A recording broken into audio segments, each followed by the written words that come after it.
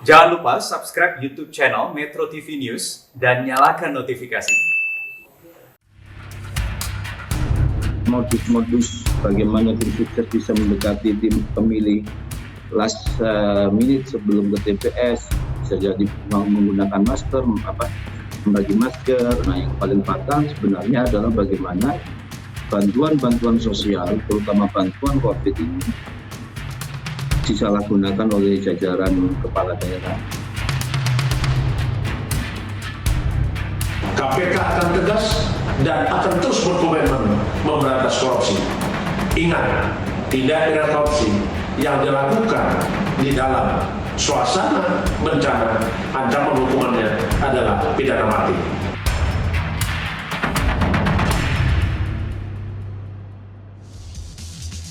Pemirsa, selamat malam. Anda menyaksikan Prime Talk Tajam Mendalam bersama saya, Rory Asyari. Pemirsa, dana bantuan sosial atau bansos yang seharusnya digunakan untuk meringankan beban masyarakat kita di tengah pandemi COVID-19 justru dijadikan ajang kampanye oleh calon petahana jelang pilkada serentak Desember nanti.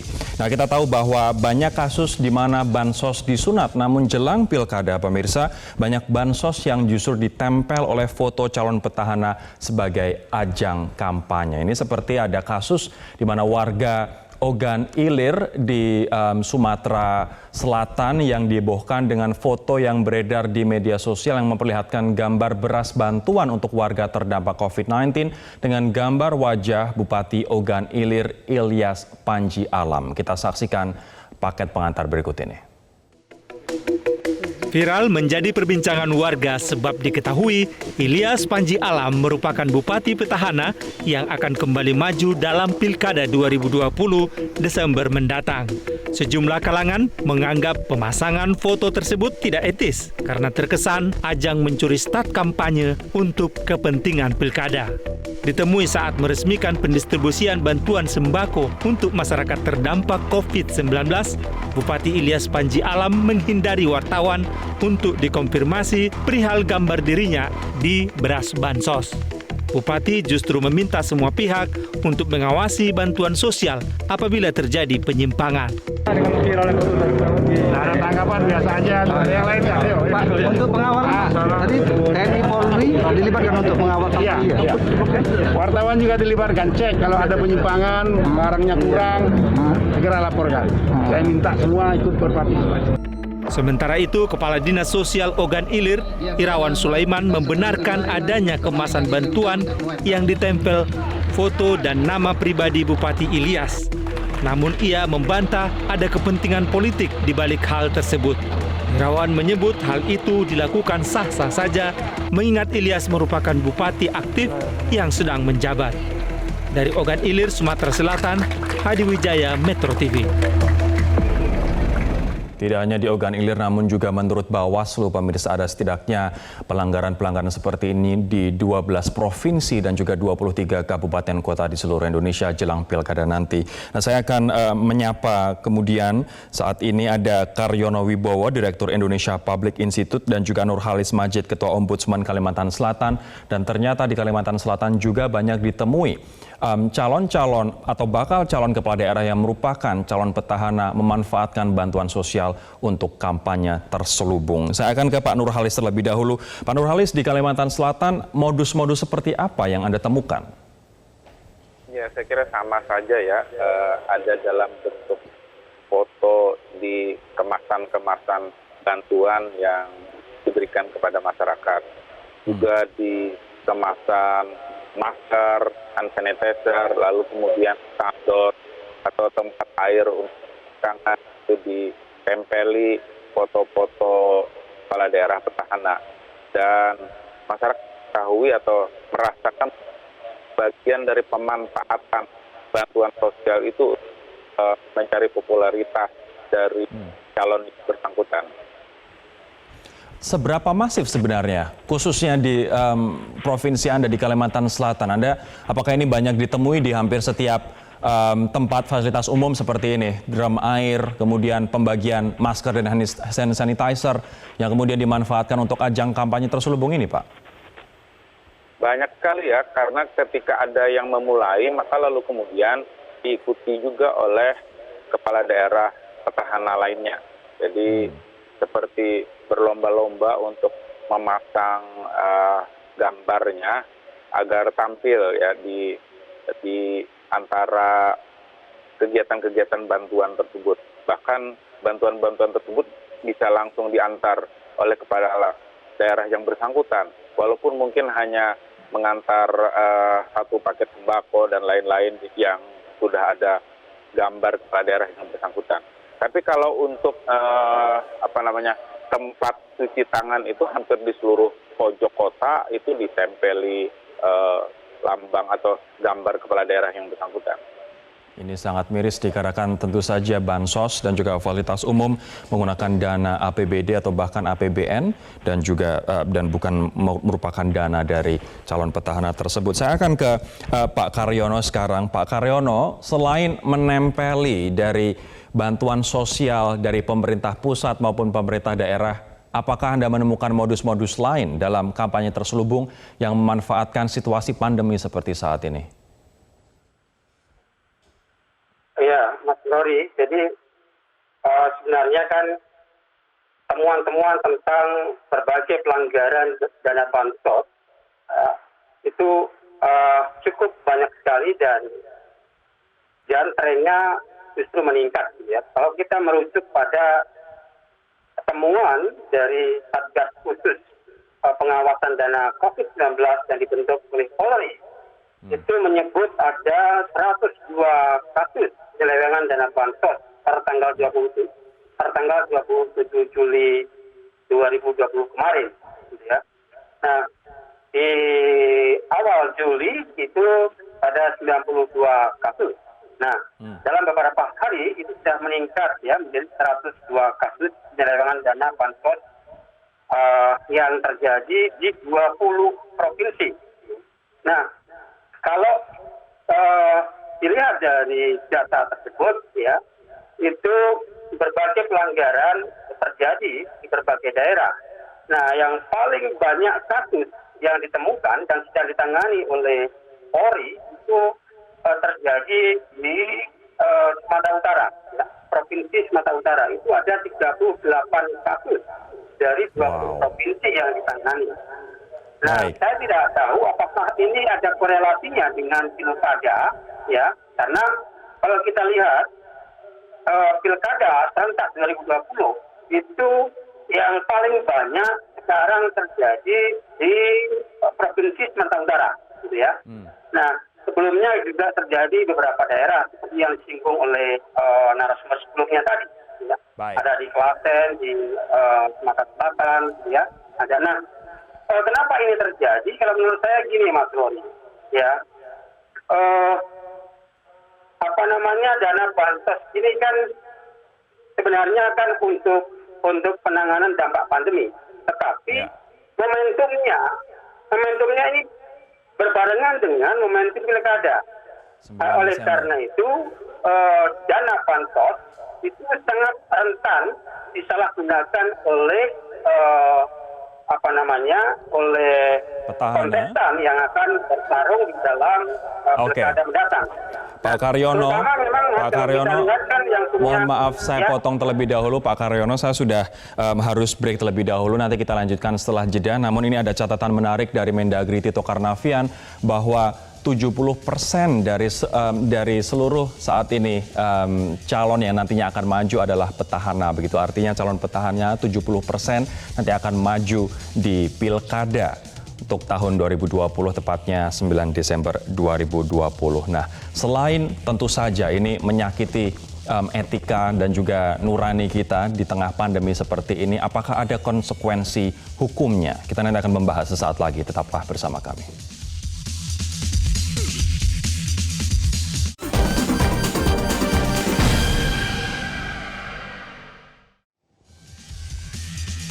Tidak hanya kasus-kasus bansos yang disunat pemirsa, namun saat ini bansos menjadi ajang kampanye terselubung dengan ditempeli oleh calon petahana untuk maju dalam pilkada Desember 2020. Dan tidak hanya di bantuan pangan saja yang ditempeli foto calon petahana, tapi juga di fasilitas cuci tangan, drum air, dan juga pembagian hand sanitizer maupun masker. Nah, kita akan lihat sejumlah data dan juga fakta yang kami kumpulkan ini berdasarkan data dari Ketua Bawaslu Abhan dalam webinar soal Bansos jadi bancakan pilkada. Diungkapkan bahwa Bawaslu menemukan pelanggaran setidaknya di 9 provinsi dan juga 19 kabupaten kota. Namun update terkait dengan jumlah provinsi dan kabupaten kota terus bertambah dikarenakan di Kalimantan Selatan pun tadi kita mewawancarai Ketua Ombudsman di sana dan mengatakan begitu masif di ujung-ujung jalan, kemudian di fasilitas publik, di mana fasilitas yang di situ adalah menggunakan dana kas daerah begitu, dana dari rakyat, ternyata ditempeli oleh gambar-gambar calon petahana untuk pilkada nanti. Nah, menurut Bawaslu ini ada di Bengkulu, Riau, Lampung, Banten, Jawa Barat, Jawa Timur, Jawa Tengah, Gorontalo, dan juga Papua. Dan apabila tadi kita menyimak apa yang disampaikan oleh Pak Nurhalis yang mengambil data dari tim Satuan Tugas Khusus yang dibentuk oleh Mabes Polri, begitu paling banyak pelanggaran-pelanggaran bansos justru ada di Sumatera Utara. Nah, kalau misalnya kita melihat grafik berikutnya, teman-teman, modus dari politisasi bansos di pilkada ini macam-macam, mulai dari menempelkan foto calon petahana ke bantuan pangan, beras, minyak goreng, mie instan, dan lain sebagainya. Ada juga bansos yang diberi label parpol. Nah, ada juga yang modus yang ketiga adalah bansos APBD yang diberi label kepala daerah dan atau parpol begitu. Nah, catatan menarik dari Mendagri adalah 70% petahana untuk pilkada nanti akan maju kembali dalam pilkada. Selain tempelan-tempelan seperti ini atau kampanye-kampanye terselubung ini tidak etis dan juga melanggar undang-undang, pemanfaatan dana bansos untuk kampanye ini juga merugikan masyarakat, bakal calon lain, dan tentu saja merugikan demokrasi kita. Nah, Mendagri Tito Karnavian pun mengingatkan kepala daerah tidak menggunakan bansos untuk kepentingan politik dan kepala daerah dilarang menggunakan identitas pribadi seperti contoh-contoh ini dan hanya boleh menggunakan identitas lembaga pemerintahan. Nah, di sisi lain, kalau misalnya kita melihat Komisi Pemberantasan Korupsi, pemirsa, jadi laporan soal bansos tidak hanya diterima oleh Bawaslu, tidak hanya diterima oleh Mabes Polri, tapi juga KPK, Ombudsman, dan beberapa lembaga lain. Nah, kali ini Komisi Pemberantasan Korupsi telah menerima total ada 621 keluhan terkait penyaluran bantuan sosial melalui aplikasi Jaga Bansos. Ini hingga 3 Juli yang lalu. Nah, keluhan-keluhan yang paling banyak dilaporkan adalah belum menerima bantuan meski telah terdata. Nah, dari 621 tadi, 205 diantaranya adalah laporan yang ditujukan atau yang dikeluhkan terhadap pemerintah kabupaten, kota, atau provinsi. Nah, menurut KPK, beberapa dari 205 ini laporan yang paling banyak adalah 24 laporan ke Pemkot Surabaya. Kemudian 17 laporan ke Pemprov Jawa Barat dan juga masing-masing 16 laporan ke Pemkot Tangerang, Pemkab Bogor, dan juga Pemkab Subang. Nah, menurut KPK pula, selain laporan dari 205 ke kabupaten dan juga provinsi ini, ada juga laporan-laporan lain terkait dengan bansos seperti bantuan yang tidak dibagikan oleh aparat kepada penerima bantuan sebanyak 66 laporan. Kemudian laporan terkait dengan masyarakat yang belum menerima bansos, walaupun masyarakat ini sudah melaporkan ke pihak RT, RW, dan juga kelurahan, ini mencapai 268 laporan. Ada juga bantuan dana yang diterima jumlahnya kurang dari seharusnya atau disunat, ada 47 laporan, kemudian penerima fiktif 31, dan mendapat bantuan lebih dari 1 ada 7, bantuan yang diterima berkualitas buruk ada 6, dan juga di luar itu masih ada 191 laporan lain yang diterima oleh KPK dengan topik yang beragam. Nah, menjadi sulit dalam penerapan sanksinya untuk calon petahana ini, pemirsa, karena kita tahu tahapan pemilu juga belum dimulai. Calon kepala daerah pun juga belum ditentukan begitu. Tapi Bawaslu merekomendasikan penegak hukum untuk menggunakan undang-undang pemerintah daerah. Nah, ada 2 sanksi yang menurut sejumlah ahli bisa dikenakan kepada calon petahana atau dalam hal ini kepala daerah. Yang pertama adalah dengan menggunakan undang-undang tentang pilkada. Pasal 71 intinya mengatur bahwa pencalonan bisa dibatalkan oleh KPU apabila menggunakan kewenangan, program yang menguntungkan atau merugikan salah satu paslon 6 bulan sebelum ditetapkan sebagai peserta pilkada. Saat ini peserta pilkada belum ditentukan dan Anda bisa bayangkan saat ini sudah masuk ke 6 bulan sebelum nanti tanggal 9 Desember Pilkada serentak. Nah, ada juga undang-undang lain yakni tentang pemerintah daerah. Pasal 76 dan juga 78 dari undang-undang ini mengatur bahwa kepala daerah diberhentikan dari jabatannya apabila membuat keputusan yang memberi keuntungan pribadi, keluarga, kroni, atau kelompok politiknya. Dan kita bisa melihat dengan jelas penempelan muka ataupun program ataupun paslon di bantuan sosial yang ini bukan merupakan ajang kampanye begitu. Kita tahu, nanti kita akan tanyakan ke narasumber yang kompeten apakah memenuhi unsur-unsur dalam pasal-pasal yang tadi disebutkan. Saya juga akan menyapa kemudian dua narasumber yang lain, ada Ibu Ratna Dewi Petalolo, anggota Bawaslu. Selamat malam Bu Ratna, dan juga ada Pak Bahri, Direktur Pelaksanaan dan Pertanggungjawaban Keuangan Daerah Kementerian Dalam Negeri. Pak Bahri, selamat malam. Saya akan ke Pak Bahri terlebih dahulu. Pak Bahri, bagaimana sebenarnya aturan hukumnya bagi calon petahana yang menggunakan bansos sebagai ajang kampanye terselubung, Pak? Baik, Pak Rory. Saya terkait dengan kerawanan penyelenggaraan dana bansos atau pilkada, ini kami berpendapat ini berpotensi akan menimbulkan kerawanan pelanggaran pilkada, terutama petahana yang mengikuti. Kalau kita lihat data di Kemendagri, dari 270 daerah yang melaksanakan pilkada, terdapat 220 daerah atau 81,5%. Jadi saya meluruskan studi yang 70%. Jadi 81,5%. Di mana Bapak Ibu sekalian yang namanya petahana, kalau kita melaksanakan pilkada itu harus luber dan jurdil. Nah, semua pihak harus menghormati ketentuan peraturan perundang-undangan setiap pilkada itu dapat berjalan dengan baik dan demokratis. Hal ini tentu juga berlaku dengan kaitannya pemberian bantuan sosial pada saat pandemi COVID-19. Ini merupakan salah satu yang diamanatkan dalam Undang-Undang 2 tahun 2020. Baik. Yang tadinya perpustakaan dan Permendagri dana. Pak Bahri, mohon maaf Pak Bahri, saya ingin to the point saja. Apakah bisa seorang kepala daerah bisa diberhentikan dikarenakan menggunakan uang rakyat sebagai ajang kampanye terselubung seperti ini? Baik, Pak Rory. Saya kira jelas dalam konteks Undang-Undang 23 2014 di pasal 67 huruf B itu Undang-Undang 23 mengatur kewajiban kepala daerah adalah salah satunya adalah mentaati seluruh ketentuan peraturan perundangan. Selanjutnya dipertegas di pasal 76 ayat 1 huruf A bahwa kepala daerah, wakil kepala daerah dilarang membuat keputusan yang secara khusus memberikan keuntungan pribadi, keluarga, kroni, golongan tertentu atau kelompok politiknya yang bertentangan dengan ketentuan peraturan perundang-undangan.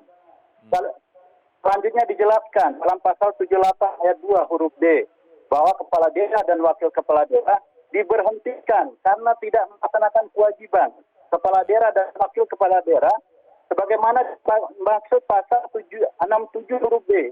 67 huruf B tadi menyatakan bahwa mentaati seluruh ketentuan peraturan perundangan, khususnya terkait dengan pandemi, penyaluran COVID-19 ini merupakan salah satu strategi 3 fokus yang diperintahkan. Artinya ini membuat jaring pengaman sosial. Kita hindari pemanfaatan bansos untuk kegiatan-kegiatan yang terkait konstelasi pilkada. Nanti saya akan tanyakan kepada Pak Bahri, mohon maaf kita harus jeda terlebih dahulu Bapak. Nanti saya akan tanyakan kepada Bu Ratna bagaimana Bawaslu melihat fenomena seperti ini dan apakah ini sebenarnya memenuhi unsur-unsur yang dijelaskan dalam 2 undang-undang tadi tentang pilkada dan juga tentang pemerintah daerah. Kami akan tanyakan sesaat lagi, tetaplah bersama kami di Prime Talk.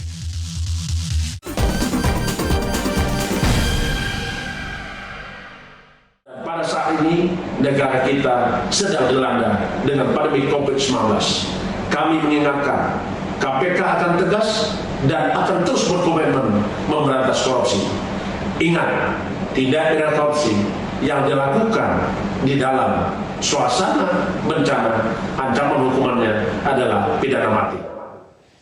Baik, saya sekarang akan menyapa Bu Ratna dari Bawaslu. Bu Ratna, apakah menurut Anda pelanggaran-pelanggaran ini memenuhi unsur-unsur dari 2 undang-undang tadi menurut kacamata Bawaslu, dan apa yang Bawaslu akan lakukan untuk menindak mereka?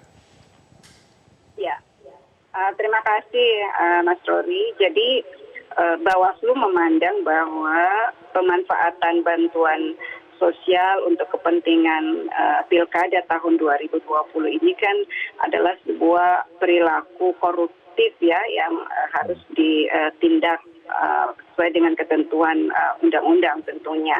Karena ini adalah satu tindakan penyalahgunaan kewenangan dan tentu berpotensi akan merusak pemilihan yang jujur dan adil, dan yang sangat diuntungkan dari penggunaan bantuan sosial ini adalah calon petahana.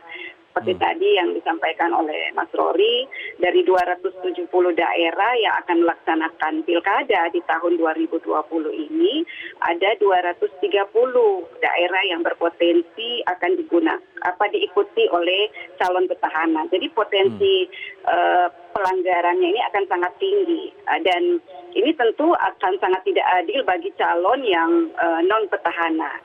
Nah, memang problem kita di dalam penegakan hukum terkait dengan penyalahgunaan bantuan sosial ini adalah soal rumusan pasal 71 ayat 3 di Undang-Undang 10 tahun 2016. Jadi di dalam rumusan pasal 71 ayat 3 ini subjeknya secara tegas disebutkan ya, gubernur atau wakil gubernur, bupati atau wakil bupati, wali kota atau wakil wali kota. Ya. Nah, perbuatan yang dilarang juga eksplisit disebutkan, dilarang menggunakan kewenangan, program, kegiatan yang menguntungkan atau merugikan pasangan calon. Kalau sudah jelas Bu Ratna, mohon maaf, Bawaslu akan ngapain Bu? Apa yang akan dilakukan Bawaslu? Jadi gini, Mas Rory, jadi ada perumusan norma terkait dengan unsur menguntungkan atau merugikan pasangan calon itu belum bisa dibuktikan pada saat ini. Padahal ada pengaturan tentang tidak boleh dilakukan 6 bulan sebelum penetapan calon. Jadi waktu 6 bulan sebelum penetapan calon itu kan sebenarnya kalau kita hitung saat ini sudah tidak boleh dilakukan. Tetapi karena ada unsur menguntungkan atau merugikan pasangan calon, tentu itu baru bisa kita buktikan setelah ada penetapan calon. Nah, oleh karena itu tentu kita Bawaslu dalam hal ini ya, dengan pendekatan Undang-Undang 10 kita tidak bisa melakukan proses penegakan hukumnya. Tetapi kita tidak berhenti sampai ikhtiar ini. Makanya beberapa kasus kemudian kami dorong untuk ditindaklanjuti dengan Undang-Undang 23 tahun 2014 tentang pemerintahan daerah. Beberapa kasus sudah kami teruskan ke Kementerian Dalam Negeri. Dan juga tentu ini bisa ditindaklanjuti dengan Undang-Undang tentang tindak pidana korupsi. Nah, ini tentu kita mendorong KPK yang akan melakukan tindak. Saya ingin ke Pak Karyono sekarang. Pak Karyono, tadi Bu Ratna mengatakan susah untuk kita menjerat dengan undang-undang pilkada karena belum ditentukan nih calon pesertanya begitu. Tapi ada kemungkinan ada celah untuk dijerahkan begitu dengan menggunakan undang-undang kepala daerah. Apakah ini kemudian KPK harus maju atau institusi mana yang bisa kemudian juga memproses laporan-laporan dan juga fakta-fakta di lapangan ini menurut Anda, Pak Karyono? Iya, Mas Rory, saya kira memang kalau menurut Undang-Undang nomor 10 2016 memang sebelum memasuki masa tahapan Bawaslu atau penyelenggara pemilu belum bisa menindak ya pelanggaran-pelanggaran tersebut. Tetapi kalau menurut saya ya, karena penyelewengan dana bansos kali ini memiliki dampak kerugian luar biasa ya, tidak hanya merugikan rakyat ya yang yang menghadapi dampak pandemi, tetapi juga kerugian secara politik bagi para kontestan yang akan maju dalam pilkada. Nah, oleh karena itu saya kira karena ini menyangkut hajat yang banyak, maka KPK ya kemudian Polri juga bisa menurut saya untuk masuk dalam persoalan ini untuk mencegah ya dan menindak tegas bagi para pelanggar penyeleweng dana bansos itu. Nah, Mas Rory, ini kalau menurut saya gini, kan saya melihatnya dari aspek pengaruh pengaruh penggunaan dana bansos dalam pilkada ya, dalam konteks elektoral. Nah, kenapa dana bansos ini dikapitalisasi oleh terutama oleh para petahana ya, yang menurut data Kemendagri tadi ada 70% petahana maju dalam kontestasi pilkada 2020 ini. Nah, kenapa? Karena masyarakat Indonesia ya memilih itu masih permisif terhadap money politik ya. Nah, kalau kita lihat memang pengaruh dari money politics ya, pemberian uang atau sembako atau tinggi dalam bentuk barang lain itu masih memiliki pengaruh meskipun berbeda-beda masing-masing daerah gitu loh. Nah, saya kira kapitalisasi dana bansos ini juga dalam rangka untuk menaikkan ya elektabilitas elektabilitas terutama para petahana gitu Mas Roni. Baik Pak Karyono, kita harus jeda terlebih dahulu Pak Karyono, mohon maaf ini yang jelas bantuan sosial asalnya adalah dari APBN atau APBD bukan dari dana kampanye begitu. Artinya tadi Pak Karyono menegaskan dikarenakan masyarakat pun juga masih mudah terpengaruh oleh money politics, kita sebagai masyarakat harus tahu bahwa bansos adalah hak masyarakat yang membutuhkan tentu saja dan ini sudah diatur dalam aturan yang ada dan ini berasal dari APBN APBD. Kami akan kembali membahasnya sesaat lagi.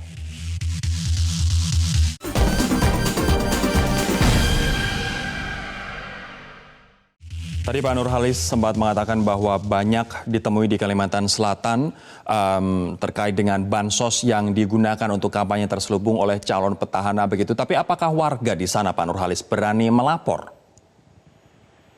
Memang kalau tidak merugikan secara langsung kepada masyarakat yang bersangkutan, biasanya masyarakat itu enggan melapor. Karena itu perlu edukasi secara terus-menerus baik oleh KPU, oleh Bawaslu, oleh Perwasi, dan oleh semua pihak bahwa ini merugikan, bukan saja merugikan masyarakat, tapi merugikan daerah, merugikan negara karena ada uang rakyat yang disalahgunakan. Dalam perspektif Ombudsman sendiri ini adalah bagian dari penyalahgunaan wewenang, maladministrasi. Karena itu kami memberikan perhatian dalam soal-soal seperti itu. Baik, terima kasih Pak Nurhalis atas pendapat Anda di Prime Talk. Saya akan ke Pak Bahari sekarang. Apa kemudian langkah Kemendagri Pak mengetahui pelanggaran-pelanggaran ini dan juga potensi di mana menurut Anda tadi 81,5% dari petahana ini akan maju lagi di pilkada?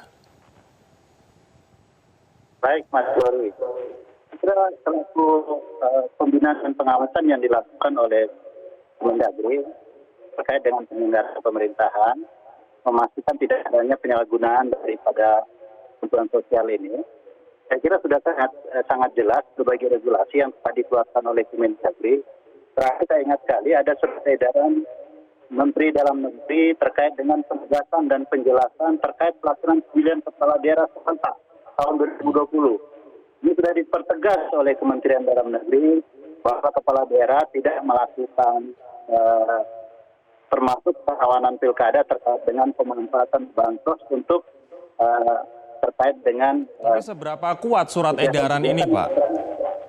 Kalau hanya surat edaran, seberapa kuat akan dipatuhi? Mohon izin Pak Rory, memang surat edaran bukan bagian dari hierarki peraturan perundangan. Tapi surat edaran yang kita keluarkan itu kan merujuk berbagai norma ketentuan perundangan. Yang mana norma perundangan ini kan menjadi kewajiban kepala daerah untuk mentaatinya. Artinya kepala daerah berkewajiban melaksanakan seluruh ketentuan peraturan perundangan. Maka surat edaran ini mengingatkan kepala daerah bahwa ada kewajiban Anda untuk melaksanakan semua ketentuan peraturan perundangan. Khususnya tidak menyalahgunakan kewenangan penggunaan APBD-nya untuk penyaluran bansos dengan motif pilkada. Saya kira ini sudah jelas regulasi yang diatur dalam ketentuan peraturan dalam negeri. Dan ada PP 12 tahun 2017 terkait bagaimana Binwas yang dilakukan oleh Menteri Dalam Negeri kepada para kepala daerah, Pak. Itu ada teguran tertulis sampai kepada dipanggil ke Kemendagri sampai kepada diberhentikan. Dan ini pun KPK serta Mabes Polri bisa masuk dikarenakan artinya ada indikasi abuse of power dari kepala daerah untuk memanfaatkan uang rakyat. Saya akan ke Bu Ratna, tapi mungkin Anda bisa memberikan konteks di segmen terakhir ini. Selain potensi dari 230-an kabupaten kota ataupun daerah yang kemungkinan akan ada abuse of power, pemanfaatan bansos untuk pilkada ini, Bu. Saat ini yang sudah Bawaslu terima laporannya itu seberapa banyak sebenarnya? Ya, seperti data yang sudah tadi disampaikan ya, kami sebenarnya sudah memproses di 11 provinsi di 23 kabupaten kota yang menjadi temuan Bawaslu pada saat pelaksanaan tahapan pemilihan. Nah, saat ini yang terbaru kami menerima laporan di Kota Bukit Tinggi, ya ada laporan masyarakat terkait dengan penyalahgunaan kewenangan, ya salah satu yang dilaporkan untuk bakal calon perseorangan. Ini sudah sampai pada tahapan pembahasan bersama dengan Sentra Gakumdu karena perbuatan ini itu adalah pelanggaran tindak pidana pemilihan sebagaimana diatur dalam pasal 188. Tetapi juga berpotensi bisa dibatalkan nanti kalau terbukti bahwa kepala daerah yang sekarang melakukan perbuatan itu ditetapkan sebagai pasangan calon, maka tindakan penanganan pelanggaran administrasi akan dilakukan dan diberi sanksi pembatalan sebagai pasangan calon. Artinya nanti ketika sudah ditentukan daftar peserta untuk pilkada dan ternyata ada peserta yang telah terbukti melakukan pelanggaran, ini bisa didiskualifikasi oleh Bawaslu, Bu Ratna? Iya, bisa didiskualifikasi sebagai calon kepala daerah, sebagai calon. Jadi yang didiskualifikasi adalah siapa yang melakukan perbuatan itu. Baik. Ini sanksi yang sangat keras tentu saja terkait dengan diskualifikasi. Saya akan ke Pak Karyono terakhir untuk Anda, Pak Karyono. Apa yang ingin Anda sampaikan kepada publik yang harus bisa jernih saat ini di tengah pandemi kekalutan seperti ini, tapi kemudian harus berpikir jernih antara kampanye politik dengan antara bantuan sosial yang dia sebenarnya berhak untuk terima? Ya, saya kira publik harus kritis ya terhadap penyalahgunaan dana bansos ini. Ya, nah menurut saya justru publik harus melihat ya dan menilai ya upaya yang dilakukan oleh incumbent misalnya ya untuk buying vote dengan cara mengkapitalisasi dana bansos, justru publik harus kritis ya karena dana itu sejatinya kan untuk kepentingan publik, kepentingan masyarakat dalam rangka penanganan dampak pandemi. Nah, oleh karena itu jika ada kontestan yang menyalahgunakan dana bansos untuk kepentingan politik, justru publik harus menghukumnya, ya agar publik justru tidak memilih kandidat yang memanfaatkan dana bansos tersebut. Jadi saya kira publik harus mulai aware ya terhadap manipulasi dana bansos untuk kepentingan politik, ya. Baik. Nah, tetapi sayang sekali nampaknya ada sambungan audio terganggu seperti itu. Saya terakhir kepada Pak Bahri, apa yang ingin Anda sampaikan kepada publik terkait dengan bansos yang disalahgunakan ini? Baik, Mas Rory, mohon izin kami dari Kemendagri seperti bagaimana arahan Bapak Menteri Dalam Negeri bahwa mengingatkan kepala daerah yang menjadi petahana atau maju kembali pada Pilkada 2020 agar tidak menggunakan bansos untuk kepentingan Pilkada. Karena bansos harus benar-benar digunakan untuk penanganan pandemi COVID-19. Bansos tidak menggunakan menggunakan identitas pribadi dari kepala daerah atau petahana. Boleh hanya identitas lembaga pemerintah sebagai bagian dari tata kelola keuangan atau akuntabilitas keuangan. Pemberian bansos di saat pandemi tidak mungkin kita hentikan, ya. Ini karena merupakan salah satu pilihan terkait bagaimana kita melakukan penanganan pandemi COVID-19 ini. Satunya adalah pemberian bantuan sosial yang merupakan jaring pengaman sosial yang digunakan dalam Undang-Undang Nomor 2 Tahun 2020. Teman-teman, pelaksanaannya perlu kita awasi ini menjadi kewenangannya teman-teman kita di bawah. Oke. Terima kasih Pak Bahri. Waktu kita sudah habis. Terima kasih atas pendapat Anda Pak Bahri dan juga teman-teman yang lain. Namun saya pun ingin juga menginformasikan kepada pemirsa bahwa KPK saat ini memiliki aplikasi jaga.id dan menambahkan fitur jaga bansos, di mana Anda, saya dan juga kita semua bisa mengawasi apakah bansos disalurkan sebagaimana mestinya atau justru dimanfaatkan untuk kampanye terselubung dengan melaporkan ke Jaga Bansos. Alamatnya atau websitenya ada di jaga.id. Ini akan langsung diterima oleh KPK. Dan kita harapkan saja KPK akan memfollow up laporan-laporan ini yang sudah ada 620-an kasus, 205 diantaranya adalah keluhan yang ditujukan untuk pemerintah provinsi dan juga kabupaten kota. Saya Rory Asyari undur diri. Terima kasih atas kebersamaan Anda. Sampai jumpa.